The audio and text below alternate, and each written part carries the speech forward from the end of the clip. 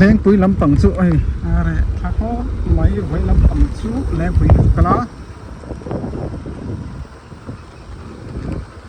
am dok thadon ni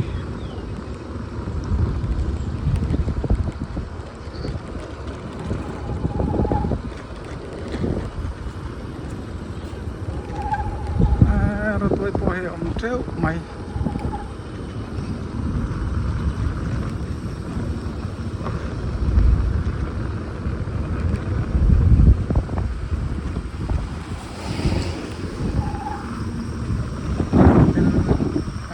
five star tên thế này là tắc nghề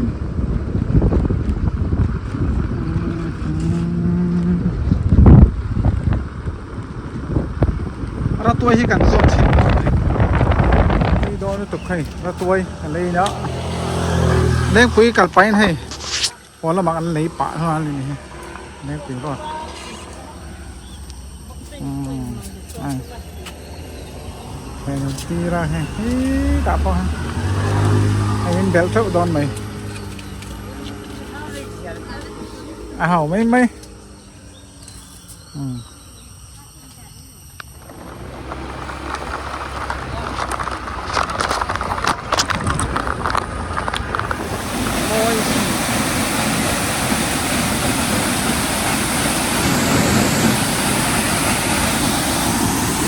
cô nào chân là môi phải đâu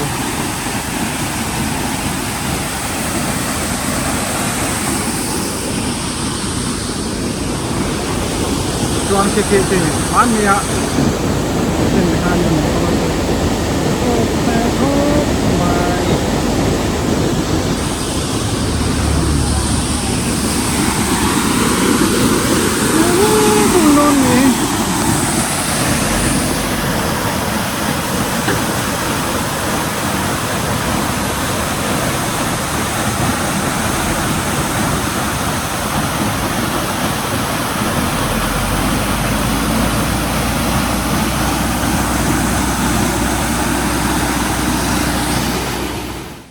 trồng lì bọ hay là nơi khui tỏ mới số tay số rê luôn đi rê cũng ngon trồng lì bọ hay mới bớt hết mày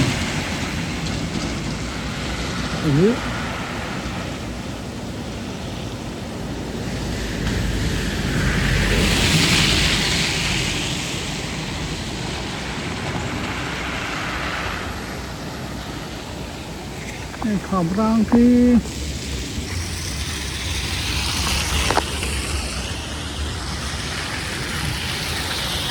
cái cảnh xanh đô đó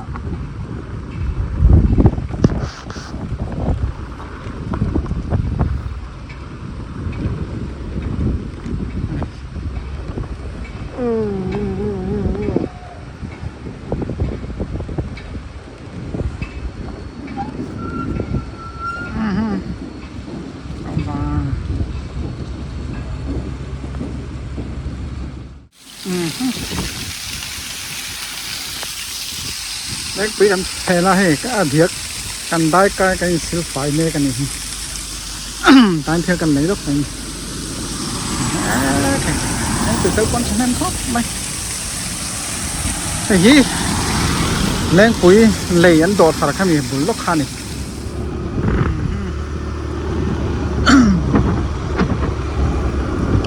lên quý là mà cần cái là phải đi chỗ hay cái gì xả phê lá nó họ làm bằng anh ấy tay đỏ hay chụp đồ thì cái này cần phải thấy lúc này cái bờ giá tỏ lắm mèo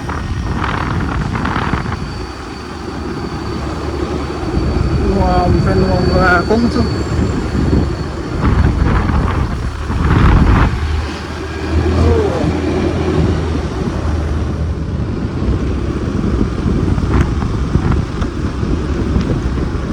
chỉ mấy cái lụt phay đo này cũng là hen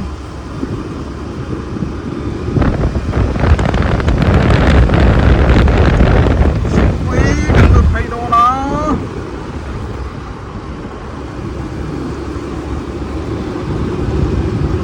la.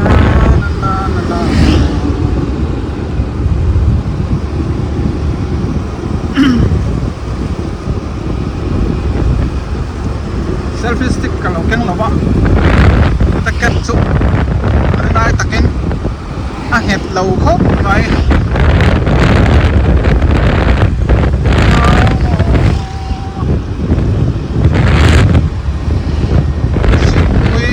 gặp thêm hay đồ đó tôi lại nhớ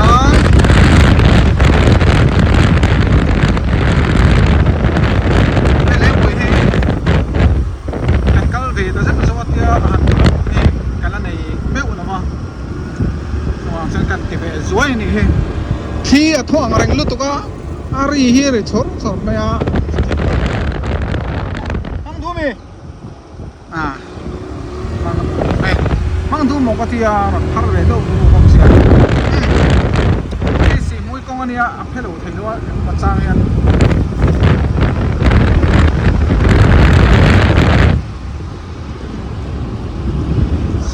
xì mũi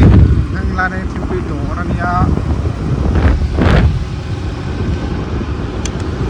ai ta hiện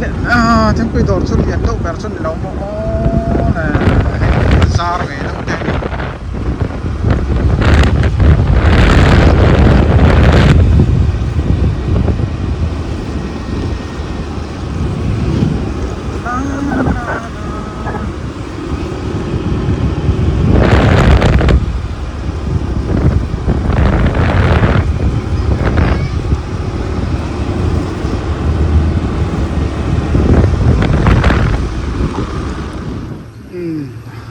lấyให้มี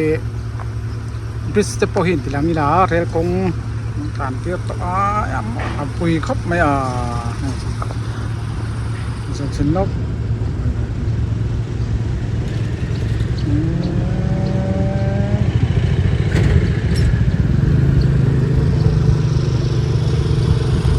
นี่เรื่องของอันนี้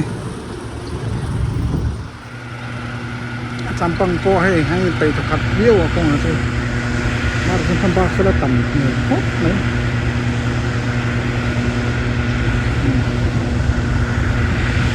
มันขึ้นได้แค่นี้เดี๋ยวต่อไปเลยก็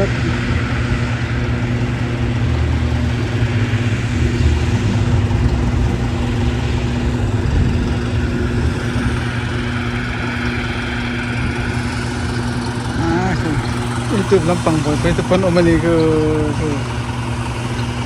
อย่างงี้มันจะให้เราไปเท่านี้คือตรงนี้เนี่ยอ๋อ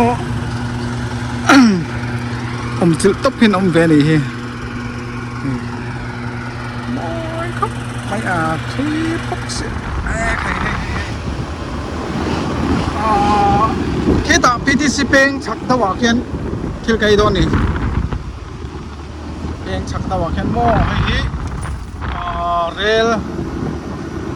สายรังสิมวยเรลนูนโดนชักขับอีชักไทยงานโอ้